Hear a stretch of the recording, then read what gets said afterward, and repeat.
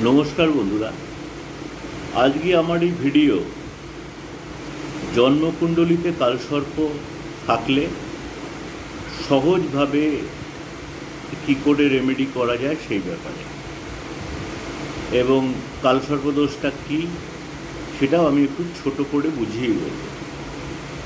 তো শুরু করার আগে আমি সমস্ত দর্শক বন্ধুদেরকে নিবেদন জানাবো কি আমার যে ইউটিউব চ্যানেল আছে অ্যাস্ট্রোলজার গৌতম গাঙ্গুলি, এখানে আপনারা সাবস্ক্রাইব করবেন এবং ফেসবুক দিশারি জ্যোতিষ কেন্দ্রে ফ্রেন্ড রিকোয়েস্ট পাঠাবেন।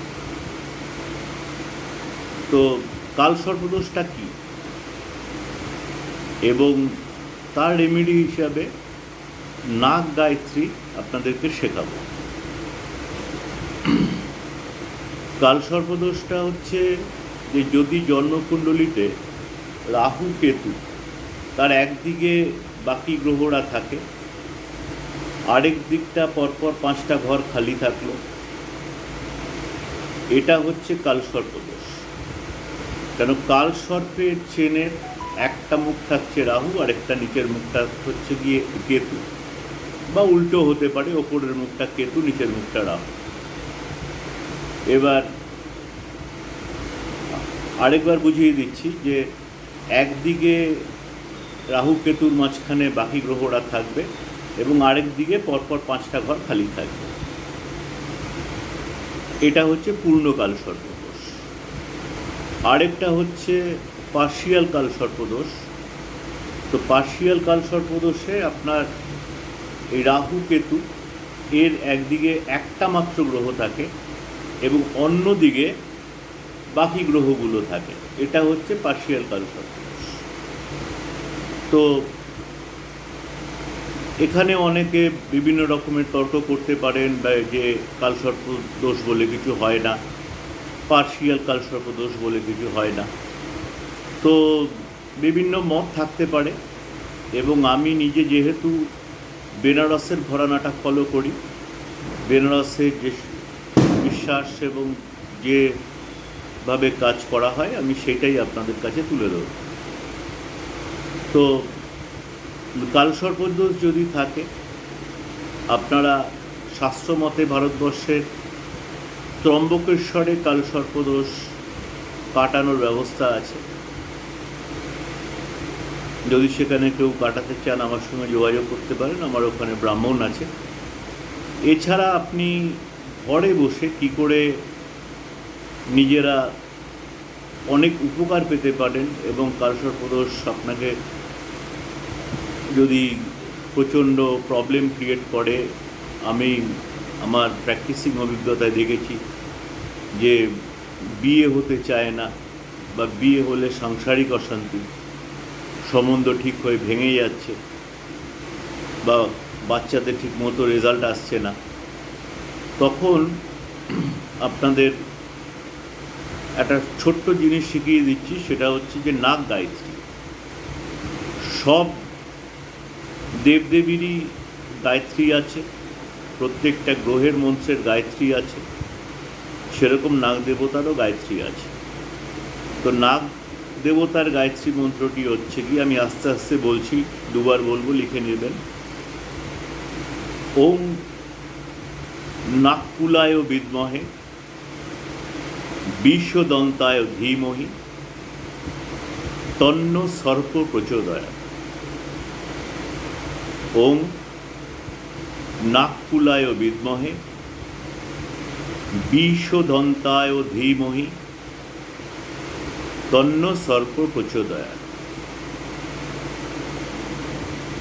এবার এই মন্ত্রটা যদি এরকম একটা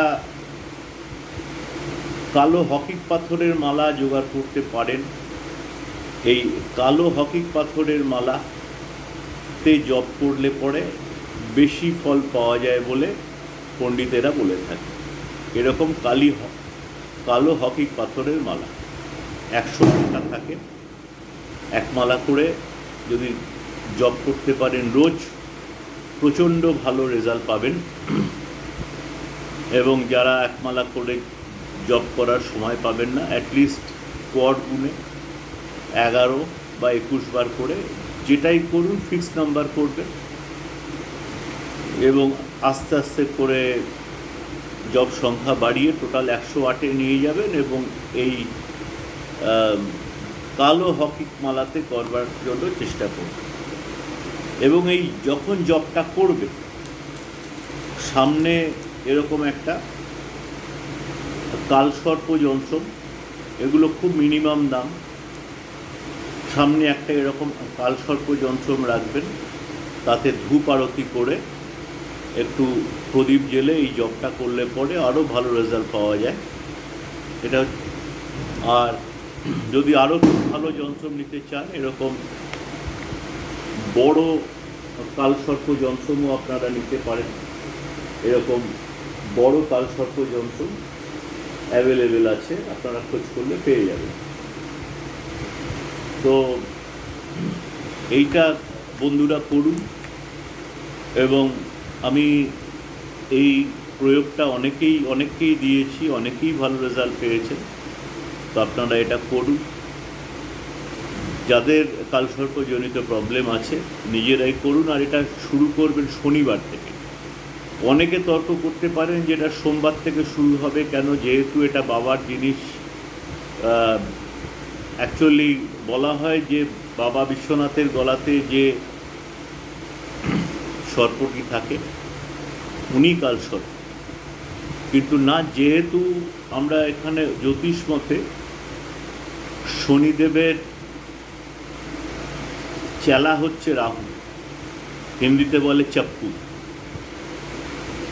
শনিদেব যদি এই কালপুরুষে দণ্ডদাতা হয়, তাহলে রাহু হচ্ছে গিয়ে সেই দণ্ডটা এক্সিকিউট করার জন্য চণ্ডাল।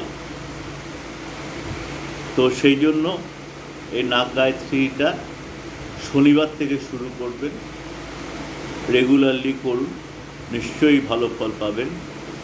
নমস্কার বন্ধুরা।